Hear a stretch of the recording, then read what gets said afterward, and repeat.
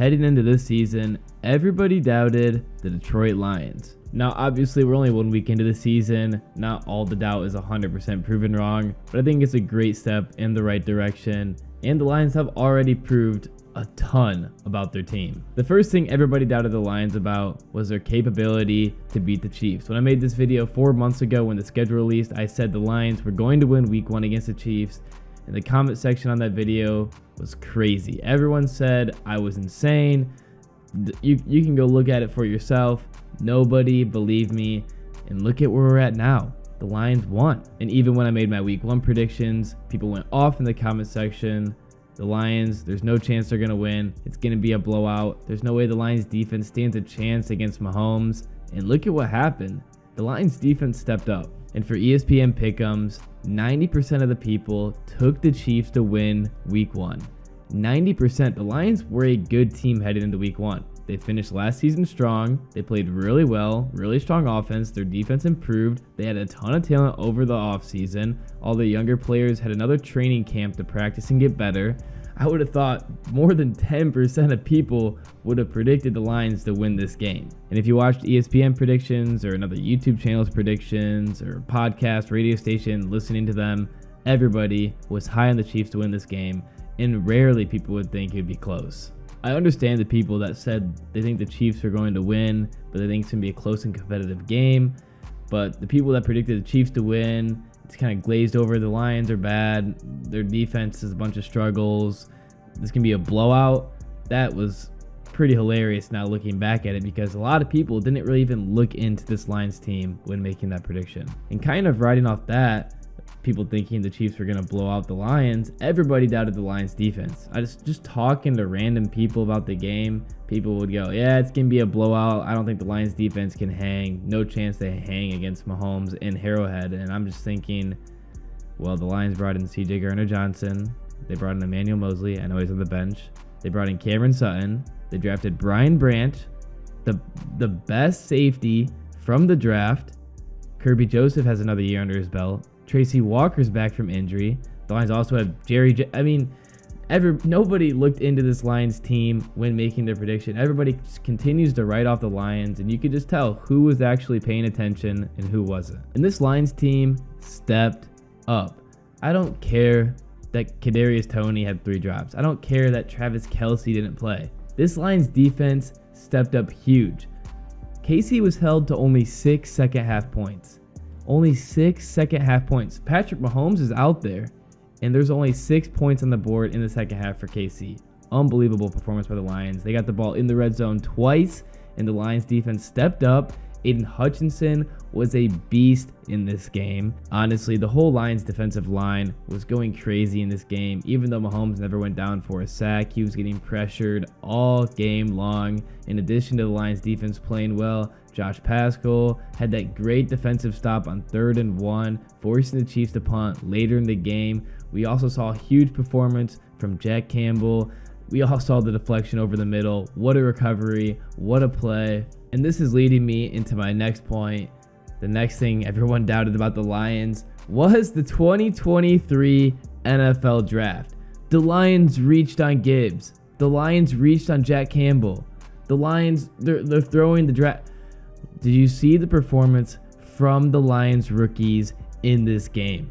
It was unbelievable. Let's start out with my favorite. Jahmyr Gibbs had 7 carries for 42 yards against a strong Kansas City defense, averaging 6 yards a carry. It would have been more if he did it on one slip and fall. He would have had a touchdown, and his average yards per carry would have been even higher. I like the Lions easing Jahmyr Gibbs in, only with 7 carries. Wasn't unhappy about that. Just relying with most of the workload on Montgomery, because Montgomery is an absolute beast, and he's going to be the one that's going to be running it up the middle more. We got a glimpse of Jahmyr Gibbs. We were shown why the Lions took him with the 12th overall pick.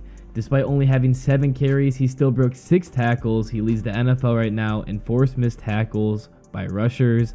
Had more than Breece Hall. Breece Hall had a ton of rush attempts against the Bills, with the heavy workload relying on him because of Zach Wilson. I can't wait to continue watching Jahmyr Gibbs, one of my favorite players on the team right now.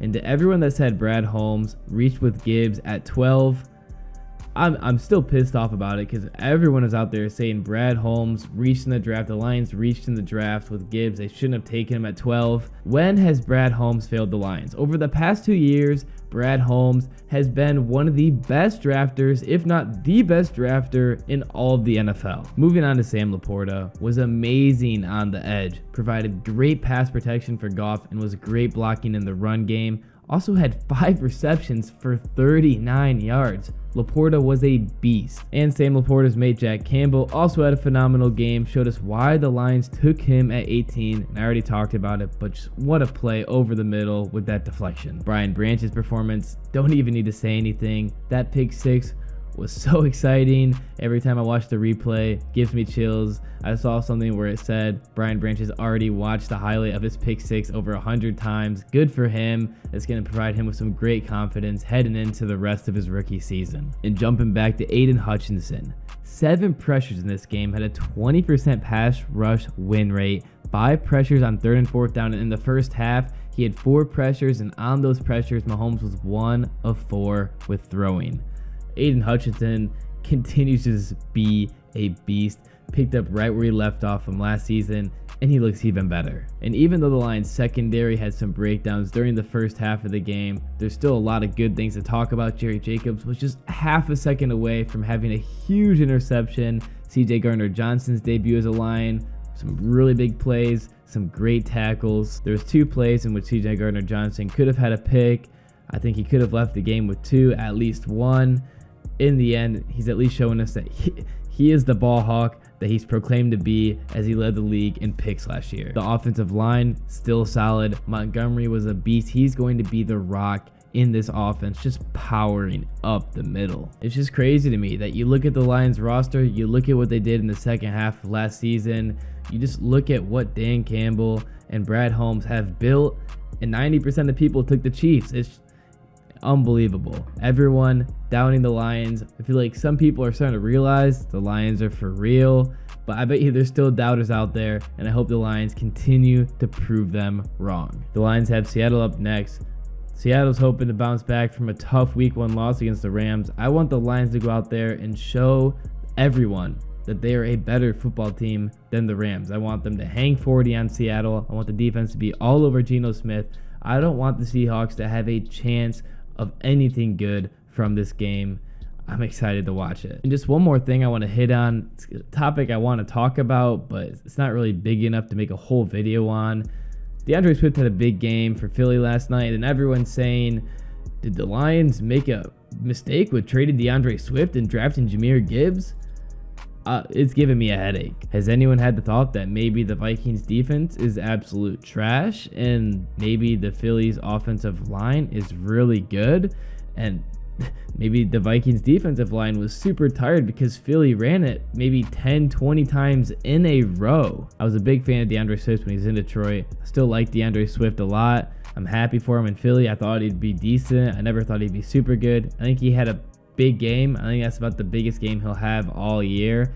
No hate to DeAndre Swift whatsoever. People talk about the Lions hating on DeAndre Swift. I haven't really seen any hate on DeAndre Swift from Lions fans. I feel like people are kind of just making that up, unless I'm just missing it. But yeah, all those comments were annoying. And just because you trade away a player and he has a good game doesn't mean you made a mistake. Maybe he just works well somewhere else. And also last year, he didn't have big games like that because he was injured.